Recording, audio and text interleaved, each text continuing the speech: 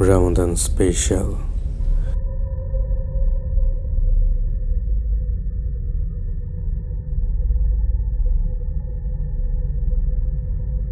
অদ্ভুতুড়ে নয়, গল্পের নাম গদর।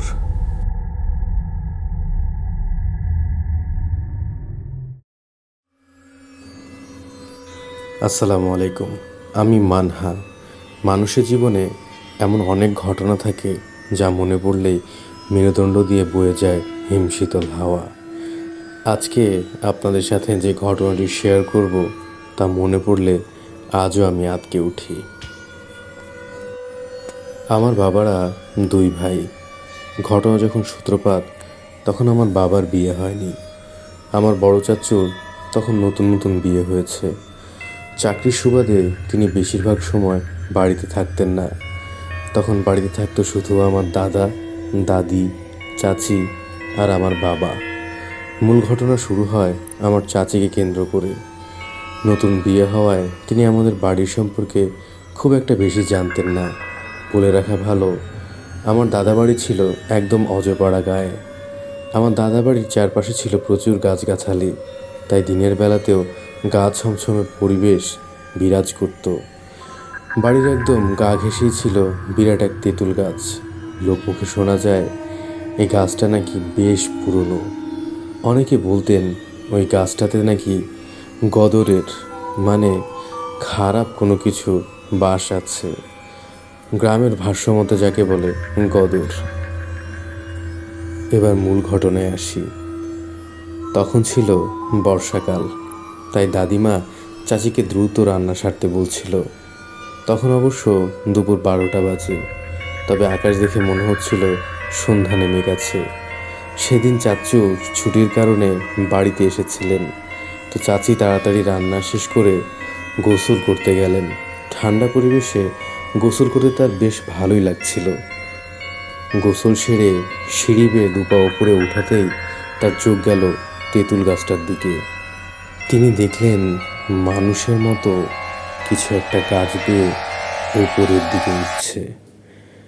দেখতে মানুষের মতো হলেও গায়ের রং কুচকুচে কালো। চাচি কিছু না ভেবেই সেটার দিকে পাথর ছুঁড়ে মারলেন। সাথে সাথেই সেটি চাচির দিকে ফিরে তাকালো। চাচির ভাষ্যমতে সেটি দেখতে মানুষের মতো হলেও মুখ ছিল কুকুরের মতো, তবে দাঁতগুলো ছিল খুবই তীক্ষ্ণ। চোখটা ছিল লাল টকটকে, যেন চোখের মধ্যে অগ্নিশিখা চলছে। মুখ থেকে লালা ঝরছিল। এই দৃশ্য দেখে চাচি ভয়ে জমে গেলেন। সেই দানবটার দিকে পাথর মারার কারণে সেটা রেগে গজগজ করছিল। মুহূর্তের মধ্যেই সেটি চাচির দিকে ছুটে আসতে লাগলো।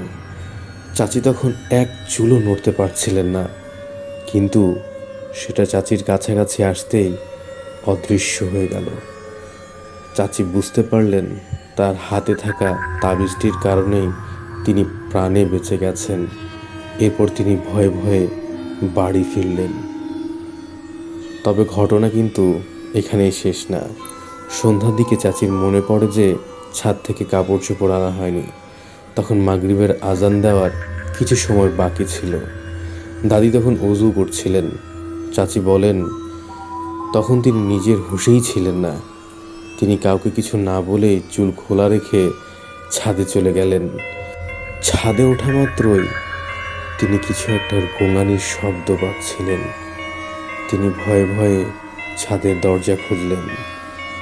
কাপড় চোপড় নিয়ে ভেতরে আসতে যাবেন, তখন অমনি তার চোখ গেল তেঁতুল গাছের দিকে।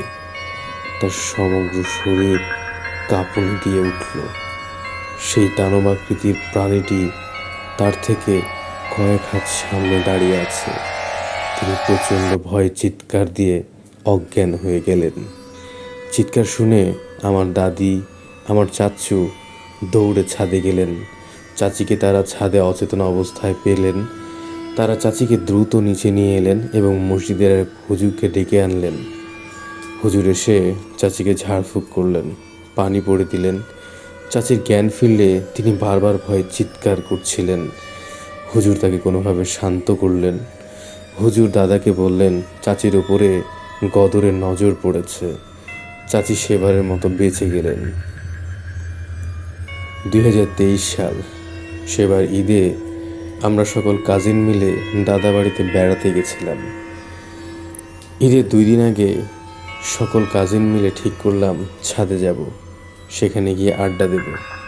যেই ভাবা সেই কাজ। রাত 12টা তখন, সকলে ঘুমিয়ে পড়েছিল। আমরা কাজিনরা সবাই মিলে চুপি চুপি ছাদে গেলাম, কেউ যেন টের না পায়। চিলেকোঠার একটা রুমে গিয়ে আমরা সকলে বসলাম এবং আড্ডা দিচ্ছিলাম। হঠাৎ মনে হলো ছাদে কেউ পা ঘষে হাঁটছে। তখন প্রচণ্ড বজ্রপাত হচ্ছিল, মৃদু বৃষ্টি হচ্ছিল।